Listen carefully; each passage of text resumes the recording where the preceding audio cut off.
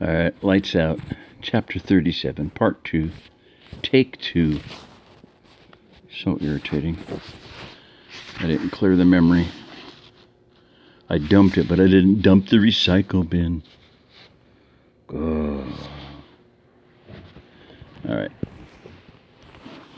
Mark heard the back door slam as David ran out of the house and down the road to Manny's house. Mark finished showing Ralph how to level the trailer. A minute later, Sam came out of the house and walked over toward the truck, carrying a cooler full of sandwiches.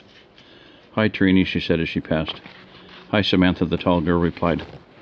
It seemed to Mark as if they expected to see each other at dark 30 in the morning. A few minutes later, the hunting crew was heading down the road. Mark asked Sam how she knew Trini. "From school. We're in the same grade." "Are y'all friends?" Sam laughed. "No, Dad. We have some classes together, but we don't hang out. She's nice and all, but she's a jock. And I'm a band nerd," the girl stated incredulously. "What was I thinking?" Mark asked satirically. It seemed the sarcasm was lost on Sam. He didn't remember friendships in high school being based on extracurricular activities. It had been a long time since he was in school, though. Maybe he was just getting old. Perish the thought, he said to himself. Others may be getting old, but he was still in his prime. "Yeah, right," a little voice in his head told him, with the same sarcasm he'd used a minute ago.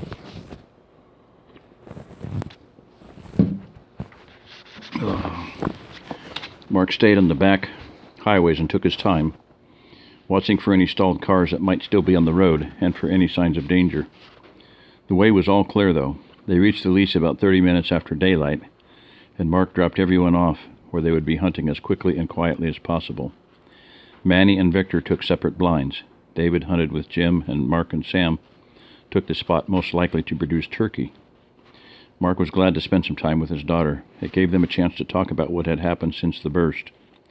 Sam seemed to be adjusting well to everything except the shower situation. When they had been in the blind for about an hour, a group of 7 turkeys came out. One was a good-sized young Jake, and with Mark's whispered coaching, Sam made a perfect headshot. At 11:30, the father and daughter made their way back to the truck. Mark had heard several shots and was anxious to see what the others had harvested. They drove around to pick up everyone. Manny had killed a big spike buck. Victor was upset with himself for missing a doe. Jim and David hadn't seen anything. The group went over to the big field where the campsite was. The skinning rack was kept there, and they cleaned the deer and the turkey and then got the meat into the ice chest so it wouldn't go bad. Mark made Sam help clean her turkey, but he did most of the gory parts. When they were done, they broke out the sandwiches and lemonade. David kept noticing a few doves flying into the field and was excited to get his shotgun out.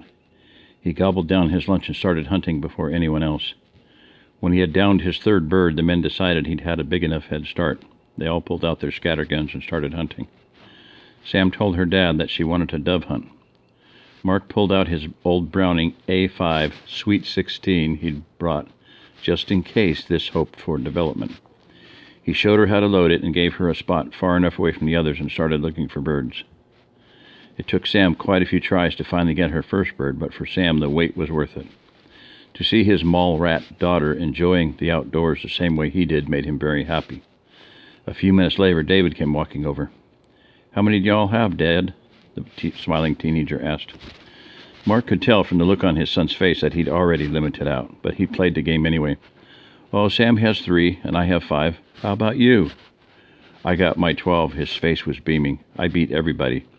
Jim only has 10 so far, and Mr. Hernandez and Victor have 14 between them." "That's great, son. Good shooting." "Thanks, Sam. You have 3 already?" "Thanks. Sam, you have 3 already?" The girl nodded her head quietly.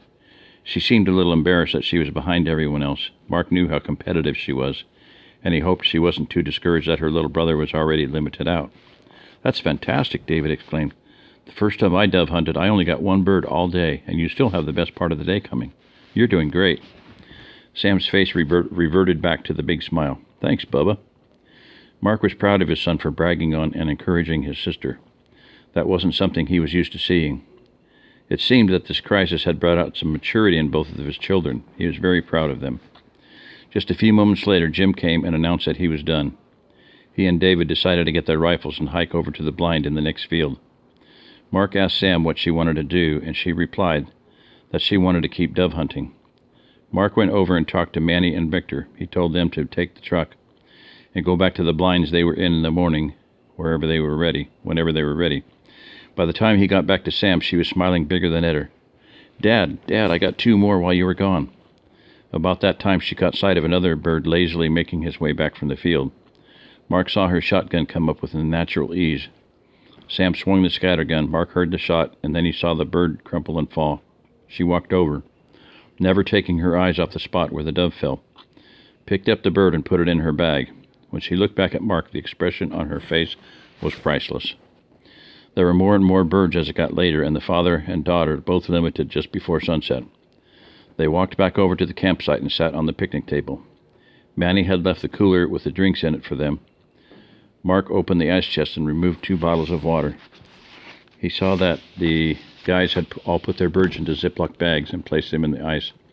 Mark and Sam dressed the birds while they waited for the other hunters. When they pulled back up with the truck, Jim and David each had killed a feral hog. Victor had not missed his doe a second time, and Manny had added a turkey to his bag. David had also taken a big gobbler. The men made short work of skinning and quartering their game, and by 8 o'clock they were headed for home. The mood was even more festive than it had been that morning. On the way, Manny asked Mark and Jim a question. "My oldest daughter and her husband live in Austin. Do you think it would be possible for me to take a couple of trucks to get them and their stuff?" Mark was the first to answer. "I don't see why not, Manny. I've been thinking about the same thing myself. My parents, my brother, and one of my sisters live in Waco." "How many are there, Manny?" Jim asked. "Probably 4. My grandson, my daughter, and her husband, plus his mother." "That should be easy to do between your Suburban and Big Red here. We could even borrow Chaparro's trailer, if you think they have that much stuff," Mark suggested. "When do you think we could go? I have guard duty in the morning from 2 until 8, but I don't see why we couldn't go after that. Maybe leave at 11? That'll let me get a little shut-eye before we go." "That sounds great, Mark. Again, I owe you. Well, maybe you can help me go to Waco later in the week." "That's a deal." It seemed like no time at all before the happy group of hunters was at the gate to Silver Hills. One of the guards came out and opened the gate. He held up his hand to stop Mark as he was pulling through. Mark rolled down his window. "What's up, Greg?"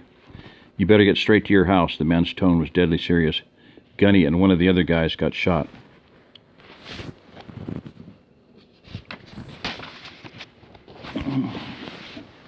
It's cold. Goodbye. Thank you. Enjoy.